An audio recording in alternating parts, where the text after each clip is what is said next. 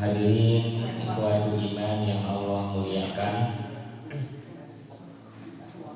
alhamdulillah Allah telah sampaikan umur kita di hari ini. Tidak terasa kita sudah berada di 10 hari terakhir bulan Ramadan. Tepatnya kita berada di hari ke-21 dalam perjalanan ibadah kita pada bulan Ramadan tahun 1447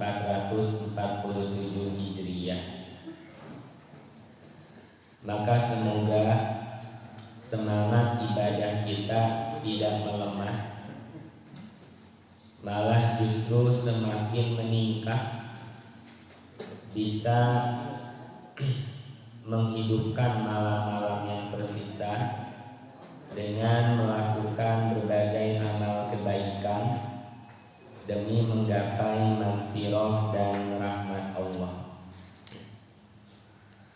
Hadirin, kalau kita perhatikan amalan Rasulullah SAW, beliau ketika memasuki 10 hari terakhir benar-benar meningkatkan amal ibadah.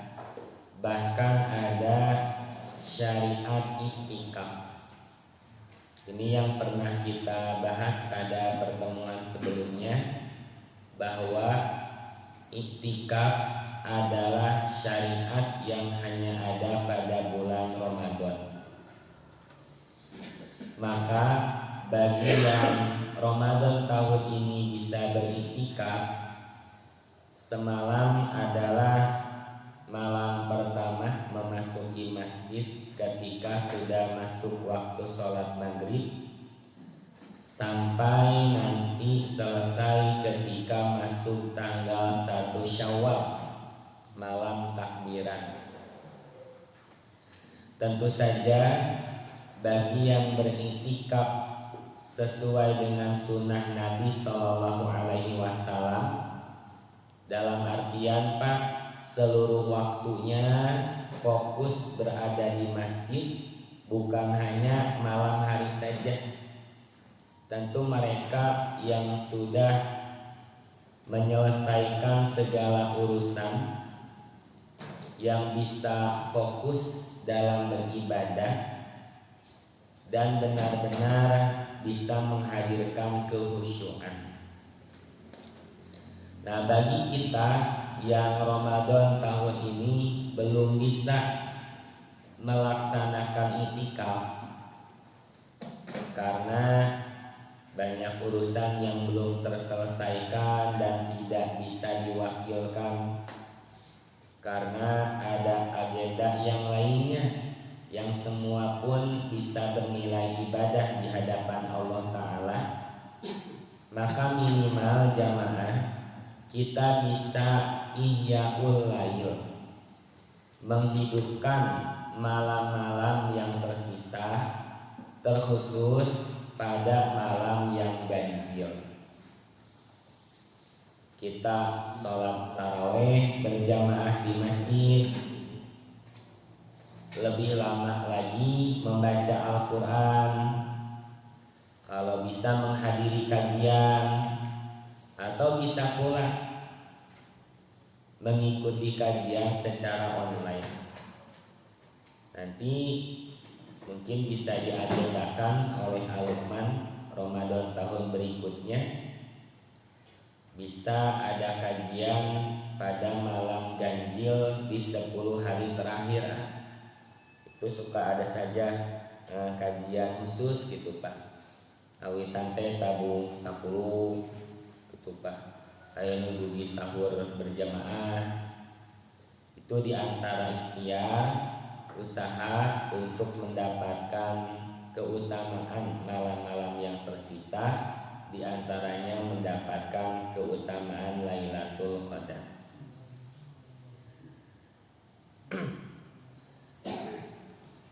Nah, itu tentang keadaan Nabi SAW yang semangat ibadahnya semakin meningkat ketika mendekati Idul Fitri. Nah, maka pada materi kali ini kita akan mengkaji satu tema tentang bagaimana menjaga semangat beribadah. Karena umumnya Pak sekarang justru semangat ibadahnya semakin melemah, merasa jenuh, bosan, tos oyong enggal-enggal lebaran. Itu. Pertama, kita akan melihat tentang tujuan Allah yang sudah menciptakan kita sebagai manusia. Di surah Az-Zariyat ayat 56 sampai 58 Allah Ta'ala berfirman, A'udzu billahi minasy syaithanir rajim. Wa ma khalaqatul jinna wal insa illa liya'budun. Tidaklah aku menciptakan jin dan manusia kecuali untuk beribadah kepadaku. Di ayat ini Pak, jin lebih dahulu disebutkan karena memang lebih dulu pula Allah ciptakan. Jadi makhluk yang mukallaf yang menerima tugas untuk beribadah kepada Allah adalah jin dan manusia. Nanti keadaannya pun sama Pak. Ada jin yang muslim, ada pula jin yang kafir. Ma uridu minhum mir rizqin wa ma uridu ayyut'imun. Aku, kata Allah, tidak menghendaki rizki sedikit pun dari mereka dan tidak menghendaki agar mereka memberi makan kepadaku. Jadi Allah tidak butuh ibadah kita, justru kita yang membutuhkan untuk beribadah kepada Allah. Maka dari ayat ini jamaah, kita harus menjadikan ibadah sebagai kebutuhan yang paling utama. Seperti kita membutuhkan makan, membutuhkan minum, maka hati atau jiwa kita pun membutuhkan kedekatan dengan penciptanya, yaitu melalui pelaksanaan ibadah mahdoh. Innallaha huwar razzaqu dzul quwwatil matin. Sesungguhnya Allah lah maha pemberi rizki yang mempunyai kekuatan lagi sangat kukuh. Kita yang membutuhkan Allah, maka semaksimal mungkin kita harus senantiasa beribadah kepada Allah. Nah hadirin, nanti ibadah itu cakupannya luas sekali. Tidak sebatas ibadah mahdoh, hubungan kita dengan Allah Ta'ala, tapi hubungan antara diri kita dengan sesama manusia yang lainnya pun adalah bagian dari ibadah. Nanti agenda kebaikan kita Pak di hari-hari ini semakin bertambah, peluang kebaikan kita semakin meluas, dan jadikan semuanya untuk beribadah kepada Allah. Bagi yang masih punya orang tua di kampung halaman, piraku Idul Fitri teu mudik Pak, kan mudik ka lembur, maka dipersiapkan Pak segala macamnya, ya. Nah itu bagian dari ibadah, bersilaturahmi dengan sanak saudara, apalagi dengan orang tua, karena kapan lagi punya libur panjang selain edisi Idul Fitri. Itu. Jadi yang sekarang sibuk mempersiapkan yang akan dibawa untuk mudik, sok niatkan, itu bagian dari ibadah kepada Allah. Lalu misalnya Bapak di rumah jadi tempat kumpul keluarga besar Pak, biar aku keler kosong Pak, kan gitu. Wios kaleng nabis kuit ke sinaranginan ge. Ya. Kan berarti bapak kedah belanja, si ibu kedah ngadamel kue, tidak bisa membuat kue kan kedah meser panggil pak. Itu pun bagian dari ibadah karena Nabi Shallallahu Alaihi Wasallam mengajarkan kita untuk takrimud doi, memuliakan tamu. Lalu nanti di Idul Fitri Nabi Shallallahu Alaihi Wasallam mengajarkan kita agar mengenakan pakaian yang terbaik, yang paling bagus. Tidak harus yang baru sebetulnya pak. Tapi kan ada uang lebih, bisa membeli baju edisi Idul Fitri. Kalau bapak yang punya kelebihan harta bisa beli baju kapan saja, itu masalah pak. Kan banyaknya di antara kita bisa membelikan baju untuk anak-anak teh menunggu edisi Idul Fitri pak. Satu ada uang lebih, dua seueur diskon kan gitu. Kan begitu. Maka kita mengantar keluarga ke pasar, ya milihan acuh, tak gitu, tak itu pun bagian dari ibadah. Momen Idul Fitri demikian disunahkannya. Kan bakal kabagi pak, ya pikiran teh, agenda kebaikan teh semakin meluas. Silahkan jadikan itu bagian dari ibadah, asal catatannya tarawehnya jangan sampai absen. Kiraku kita busa 10 si ibu belanja pak, maghrib can beres kene wae. Wayahna asar mah atos hela we bu. Cai cenah geus balanjaan cenah jam kalembur panjang kene can beresnya wios enjing deui we ku bapak dijajah. Itu pak. Da kuat. Ibu-ibu ngapa balanjana? Nyobian acuh teh cukup sakali. Sok bapak langkung pengalamannya. Tah gitu pak. Silakan itu bagian dari ibadah asalkan catatannya taraweh jangan sampai absen. Malah bapak semalam nih ya malam 21 disiapkan kan pak dari siang harinya ya agar punya tenaga mampu untuk berlama-lama di malam hari dalam beribadah gitu. Nah makanya tadi saya rada telat saya nunggu WA saya itu nunggu WA terus kantosan gitu. Nyapa gitu ya. Pengina rada kirang istirahat terus tadi sholat subuh liman bauda jeung panjang di imam nate baca surat itu. Jadi we rada lami banyak. Betul bapak terbubar gini. Tadi itu Pak, jadi ibadah cakupannya luas. Tidak sebatas menjalin hubungan antara kita dengan Allah Ta'ala, tapi menjalin hubungan antara kita dengan sesama manusia yang lain pun bagian dari ibadah. Nah selanjutnya poin kedua, kekuatan manusia pasti akan melemah. Mau kekuatan dalam urusan akhirat Pak, ataupun kekuatan urusan dunia, pasti satu keadaan sampai pada titik jenuh, titik bosan, merasa lelah. Keadaan demikian dalam bahasa Arab disebut al-futur atau fatroh. Ialah sukunun ba'da hiddatin, berdiam setelah marah. Kenapa berdiam Pak? Karena saat marah menguras tenaga, mengeluarkan energi yang banyak. Sok Pak nalika ambek teh. Ya, tenaga teh ngadadak badag atuh Pak. Nah istri bapak ambek Pak. Pot biasa diangkat ku tiluan, ku nyalira keangkat atuh Pak.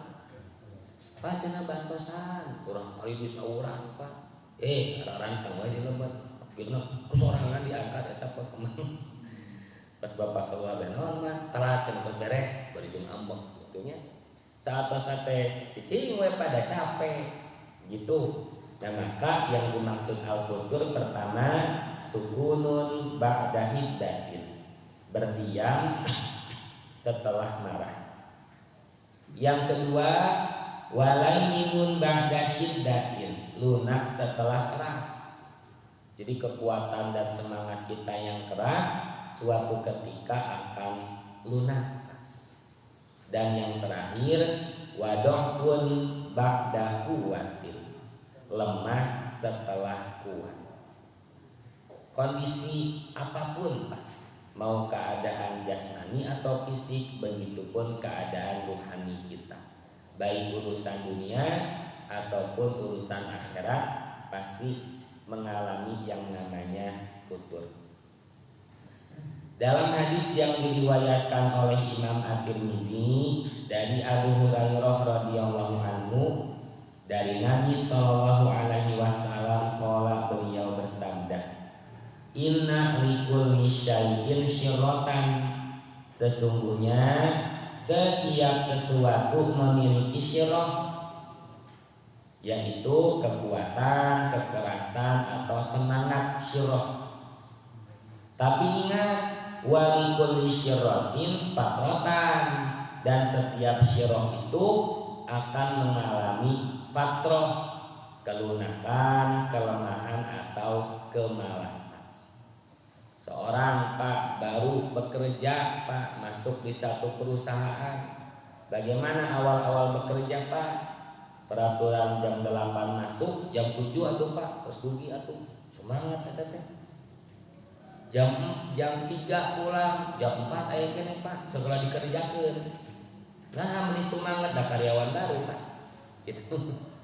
Apakah kedepannya terjaga semangatnya? Pak, kaditu naman. Begitu. Urusan dunia Pak, sama Pak. Ramadan Pak, kan kalau kita lihat sunnah Nabi kan mendekati Idul Fitri semakin semangat. Ya, tapi umumnya kan sebaliknya bagaimana? Di awal pas semangat itu teh, gitu nate terkena rasa bosan Pak, malas gitu Pak. Cara nape gitu. Matak siangna tong capek teuing, mempersiapkan fisik untuk beribadah di malam hari. Nah, sekarang kita lihat surah Ar-Rum ayat 54.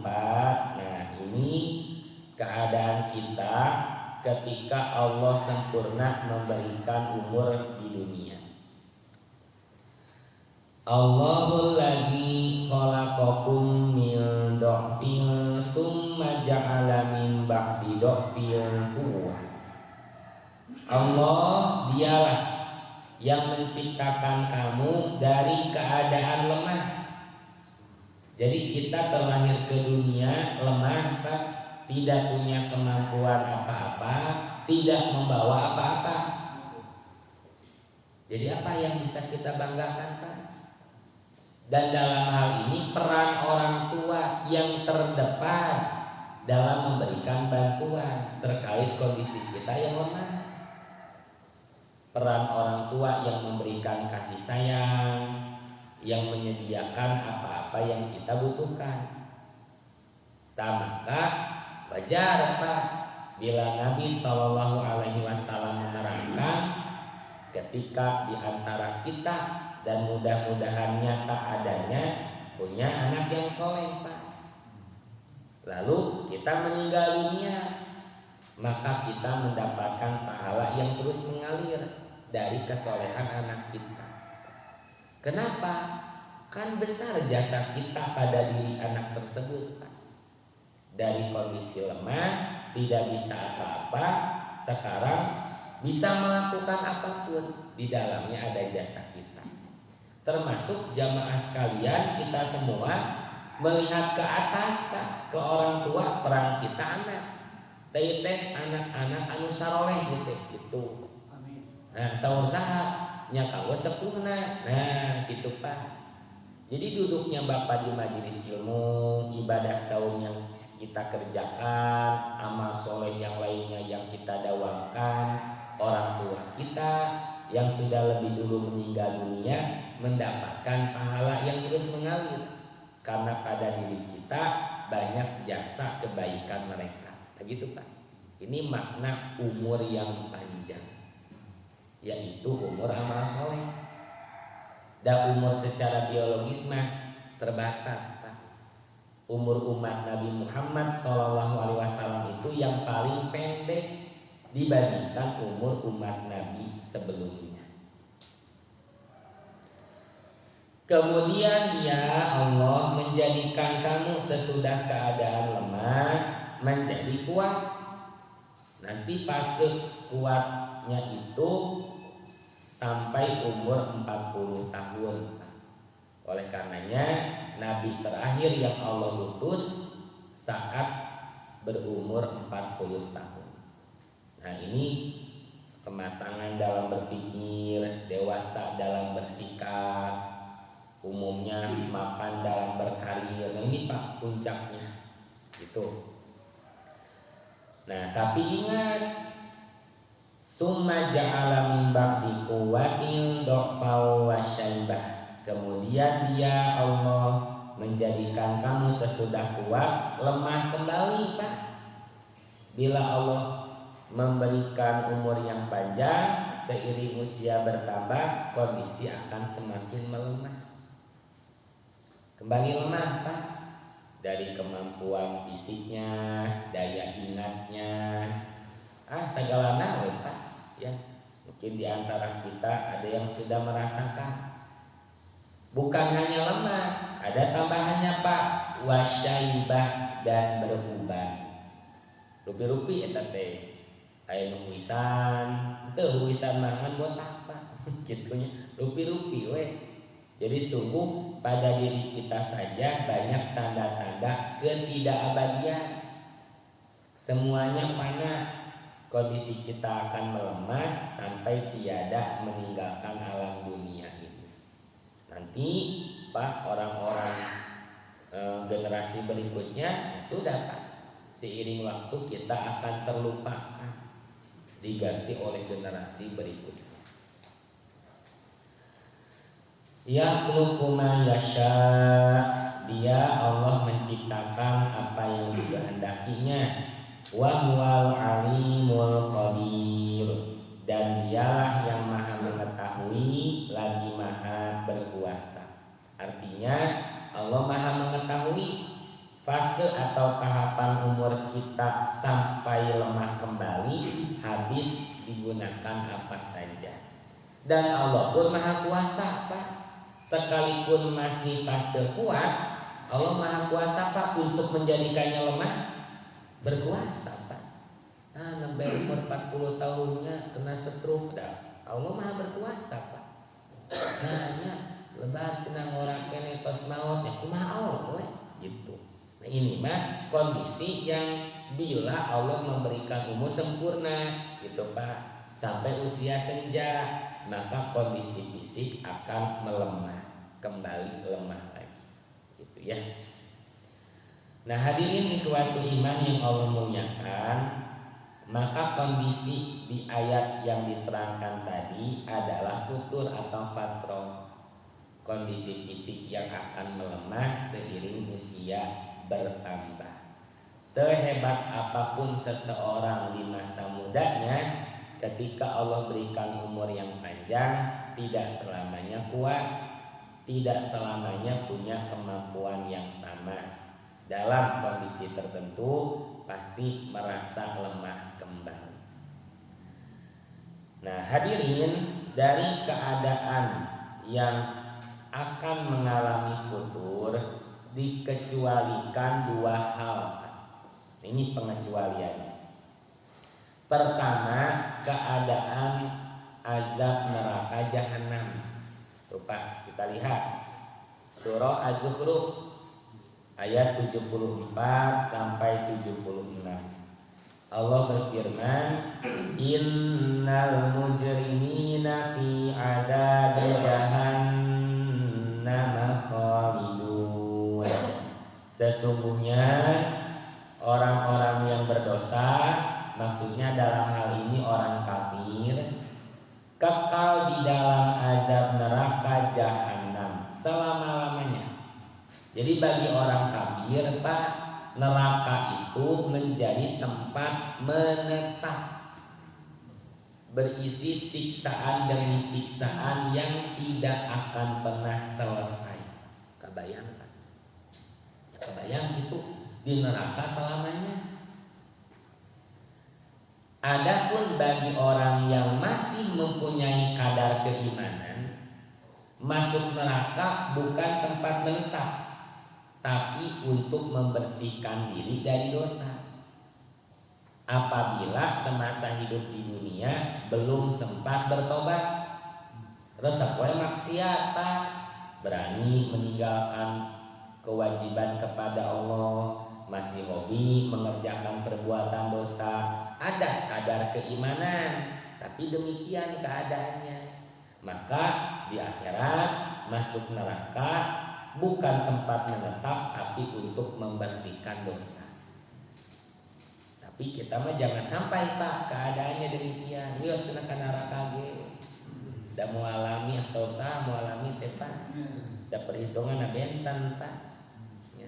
Urang mah mugia lebat surga langsung we Pak tong nyimpang heula ka neraka lah. Bade naon Pak. Ya. Makanya beribadah itu diantara usaha untuk kita mendapatkan maghfirah dari Allah, termasuk edisi Ramadan Pak. Ghufira lahu ma taqaddama min dzanbi. Bapak saum, Bapak sholat tarawih, termasuk menghidupkan 10 hari terakhir pada malam-malam harinya, dasarnya harus iman. Yang kedua ihtisab, mengharapkan balasan dari Allah. Nanti jaminan yang Allah berikan, ghufira lahu ma taqaddama min dzanbi. Pasti Allah menghapuskan dosa kita yang telah lalu, dibersihkan ku Allah tempat.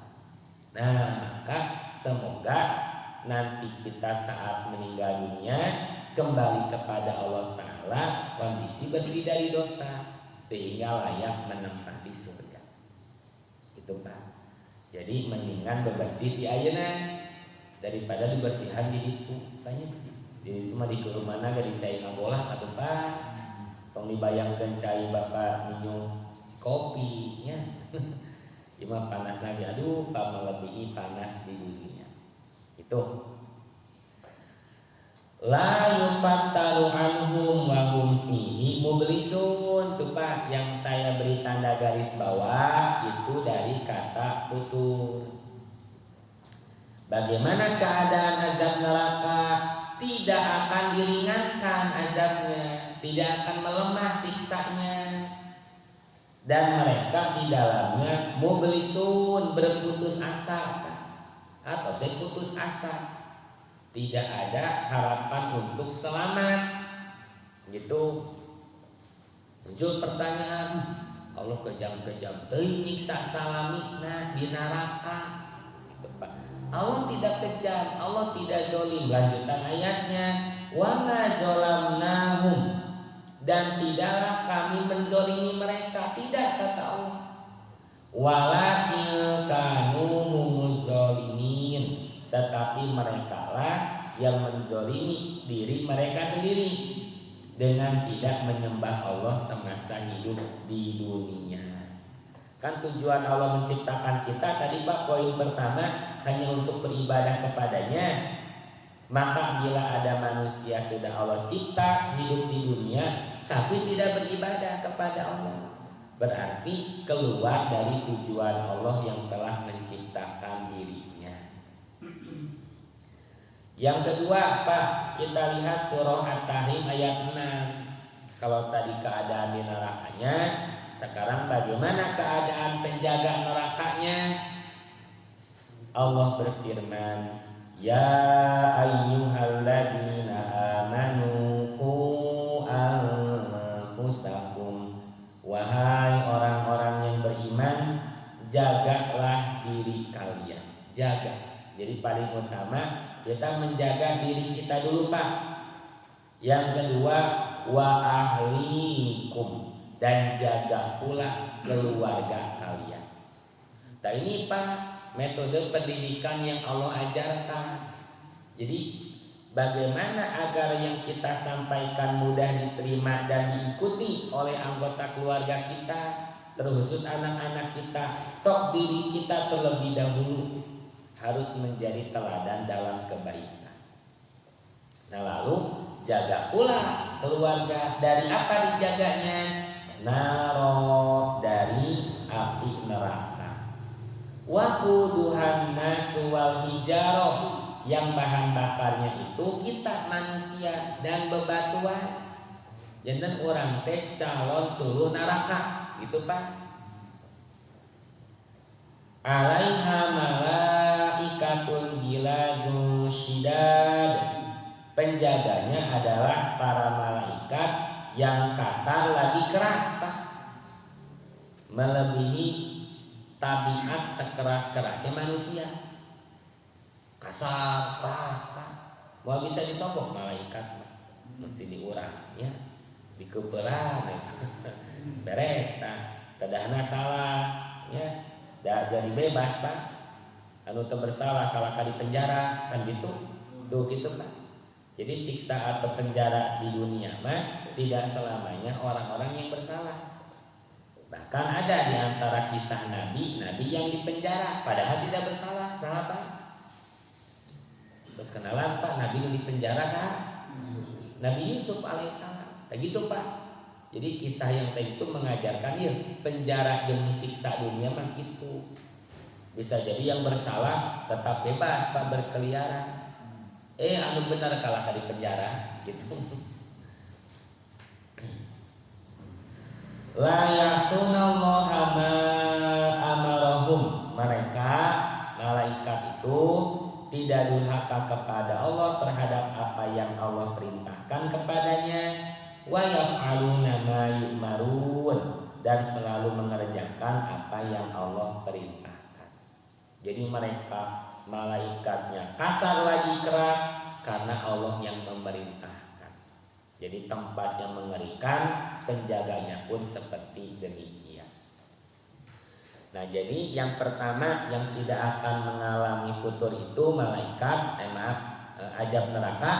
Yang kedua malaikat Pak. Di surah Al-Anbiya ayat 20, yusabbihuna laila wan nahara la yafturun. Mereka para malaikat itu terus Pak bertasbih kepada Allah di waktu malam dan juga siang. La yafturun, tidak pernah berhenti, tidak pernah merasa bosan, malas ataupun semangatnya tidak akan melemah. Tak gitu Pak kondisi malaikat lah. Allah cipta memang seperti demikian. Yang terakhir, nah ini Pak, yang paling pentingnya ini, bagaimana cara menghindari futur, terkhusus urusan dalam beribadah, urusan akhirat. Kalau urusan dunia mah Pak, ya ada hari liburnya, ada cutinya kan gitu. Capek cenah digawe wae Bapak teh, merasa bosan jenuh Pak. Ada hari libur, bisa mengambil cuti kan gitu urusan dunia mah. Tapi kan urusan akhirat tidak bisa Bapak teh libur heula. Meni keselnya tos 20 dinten puasa wae Bapak teh sono hoyong nyeblak siang-siang. Wayan ayeuna mah lah cenah. Atau salah we tong waka puasa enjing diteraskeun deui teu biasa Pak. Gitu urusan ibadah mah. Nah, maka pertama kita lihat di sini ada dua hadis Pak, sama riwayat Imam Muslim, nomor hadisnya pun berurutan. Pertama 784, selanjutnya 785. Ini ada suatu kejadian pada masa Nabi Shallallahu Alaihi Wasallam. Diterangkan dari Anas bin Malik radhiyallahu anhu, ia berkata, dakhala Nabi sallallahu alaihi wasallam, Nabi sallallahu alaihi wasallam masuk ke masjid, fa idza hablun mamdudun bainas sariyataini, ternyata ada dua tali Pak, ada tali yang dibentangkan di antara dua tiang.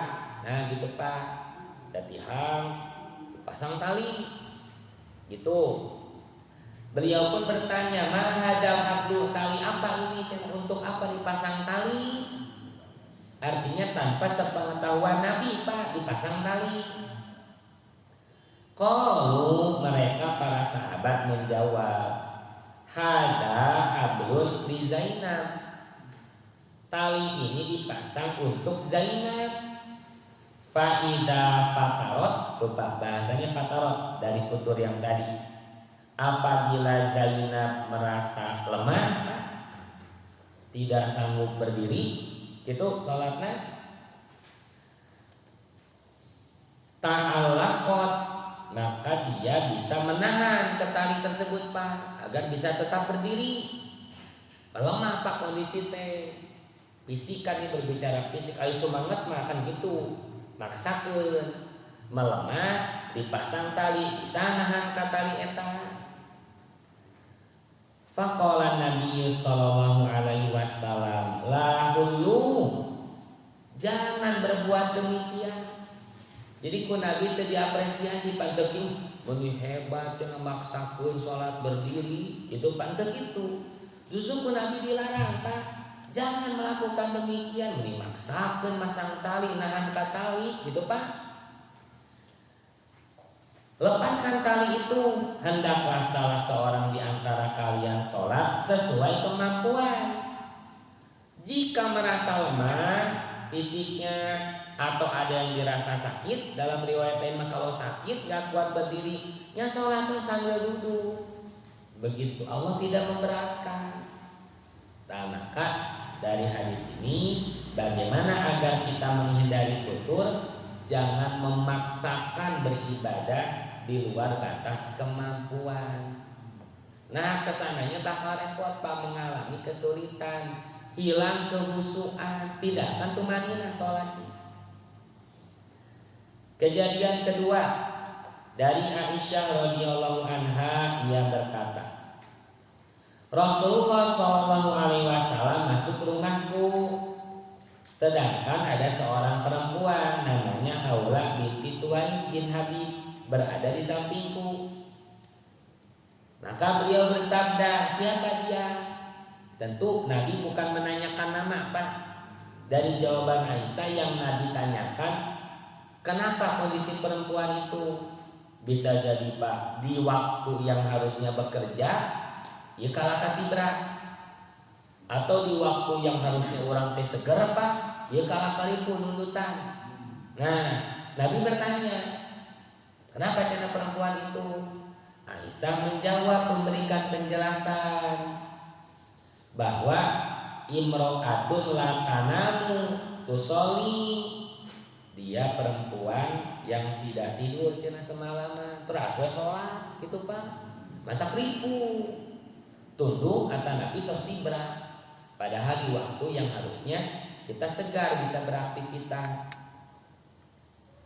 Qala, beliau bersabda, alaikum minal amali ma tutikun, hendaklah kalian melakukan amal yang kalian mampu. Fawallahi, maka demi Allah, la yamalullahu hatta tamalu, Allah itu Pak tidak akan bosan memberikan balasan kepada kita dari kebaikan yang kita lakukan. Allah mah tidak akan bosan. Justru dikhawatirkan kalian yang bosan, gitu Pak. Ayo sholat malam sampai full tidak tidur mah Pak, atur ibu Pak. Tidak akan berkelanjutan Pak. So, wengi pertama kuat Pak. Besoknya masih katiluna Pak, Pak. Kalau kata sholat sama sekali bisa jadi Pak. Itu. Jadi Nabi melarang jangan berbuat demikian karena Allah tidak akan bosan. Justru yang dikhawatirkan kita yang bosan mengalami futur itu. Wa kana habbadin ilaihi, dan agama atau ibadah yang paling dicintai Allah adalah yang didawamkan oleh pelakunya. Terus Pak, amal yang berkelanjutan. Nah kalau hadis di bawahnya, Rasulullah Shallallahu alaihi wasallam pernah ditanya amal apa yang paling dicintai Allah. Beliau menjawab, adwamuha wa in qala, amal yang paling dicintai Allah yang dawam Pak, yang konsisten, berkelanjutan walaupun sedikit. Gitu. Bapak baca Quran hanya 1 juz pas 1 hari, tapi terasa Pak. Ya, Bapak beres sholat wajib 2 lembar ya Pak. Tamat 1 juz 1 hari. Ya udah tersanggup justru atau 1,5 juz 1 Pak. Tapi tiap hari daripada sekali maca 3 juz Pak, lebih kali anjing nanti tadi dibaca deh atau siapa Quran teh ditutup gitu. Dan tidak, tapi yang Allah cintai mah anu dawam terasa Pak. Walaupun sedikit. Nanti ukuran sedikitnya sok maksimalkan kemampuan tanpa kita merasa kesulitan. Nah, selanjutnya ini Pak. Ini keadaan kita bila memaksimalkan ibadah di saat sehat, di saat mukim. Nabi SAW bersabda, "Idza maridul abdu aw safaro," apabila seorang hamba itu sakit atau safar melakukan perjalanan, kutiba lahu mislu ma kana ya'malu muqiman shahihan, maka akan dicatat seperti dia beramal dalam keadaan mukim dan dalam keadaan sehat. Bapak temu safar Pak, ya sholat jamaah qashar kumaha rawatibna cenah lembar atuh tetap dicatat pahalanya kalau Bapak rutin mengerjakan sholat sunnah rawatib. Bapak saat safar tidak bisa tahajud seperti biasa, kondisi tidak memungkinkan misalnya Pak. Tapi Bapak di mukimnya Bapak dawam sholat tahajud tetap tercatat. Nah gitu Pak. Bapak rajin menghadiri kajian, suatu ketika Bapak safar ke Jakarta seperti Pak Haji Surya. Kan terbiasa ngaos Pak. Di Jakarta ka dieu atuh meureun Pak. Tak bisa baraha. Pahala tetap tercatat ketika Bapak rutin di mukimnya Bapak untuk menghadiri satu kajian, duduk di majelis ilmu. Sama kondisi sakit pun demikian Pak. Bapak sehatnya, wah Pak berjamaah ke masjid, sholat wajib, rawatibnya dawam, punya agenda kebaikan yang lainnya dawam. Suatu ketika kondisi sakit, jangankan sholat ke masjid atau Pak, di rumah saja sholat teh sambil duduk, sakapeung mah bari ngagolean Bapak teh, udah sakit, maka pahala Bapak tetap tercatat, tidak dikurangi saat Bapak dawam melakukan amal ibadah ketika sehat. Nah ini usaha agar kita di saat futur tadi Pak lemah kondisi fisiknya karena sakit tetap tercatat, maksimalkan ibadah ketika sehat karena kondisi kita tidak selamanya sehat. Nanti saat sakit pahala itu tetap tercatat. Yang terakhir Pak, kita lihat di sini tingkat Nabi Shallallahu Alaihi Wasallam saja berdoa kepada Allah Taala, mohon perlindungan dari keadaan futur, keadaan lemah, keadaan malas Pak. Sakit itu tingkat Nabi, ya apalagi kita Pak. Nah ini doanya. Allahumma inni a'udzubika minal hammi wal hazan. Ya Allah, aku berlindung kepadamu dari kemurungan dan kesedihan, wal ajzi wal kasal, kelemahan dan kemalasan. Kalau ajzi itu lemah fisiknya Pak, kalau al kasal lemah semangatnya, sehat fisik nama mung eta males gitu Pak. Orang padahal mampu ke masjid, nah itu al kasal. Terus wal jubni wal bukhli, berlindung pula kepada Allah dari rasa takut dan kikir, pelit. Wadola'id dain, berlindung kepada Allah dari terlilit utang. Dan yang terakhir wa ghalabatir rijal, berlindung pula kepada Allah dari paksaan orang lain. Sok Pak, ini tos hafal Pak? Kita acan mangga hafalkeun jadi tes ku Pak Udan. Gitu Pak. Apa-apanya? Ada 8 permohonan di sini Pak. Allahumma inni a'udzubika minal hammi wal hazan wal ajzi wal kasal wal bukhli wal jubni wal bukhli wa dola'id daini wa ghalabatir rijal. Ya, mangga doa ini bisa kita amalkan sebagai bentuk permohonan kepada Allah agar Allah melindungi kita dari keadaan futur, melemahnya semangat ibadah baik kaitan fisik yang lemah karena sakit ataupun kondisi jiwa yang terkena penyakit malas. Alhamdulillah, wallahu a'lam bishawab. Demikian jamaah pertemuan terakhir edisi Ramadan ya. Minggu payun mah tos libur Pak nya. Ya, selamat berlibur edisi Idul Fitri Pak. Selamat berkumpul dengan keluarga, sanak saudara. Tunjukkan akhlak mulia karena Bapak mah ahli masjid, ahli pengawasan, ahli ilmu.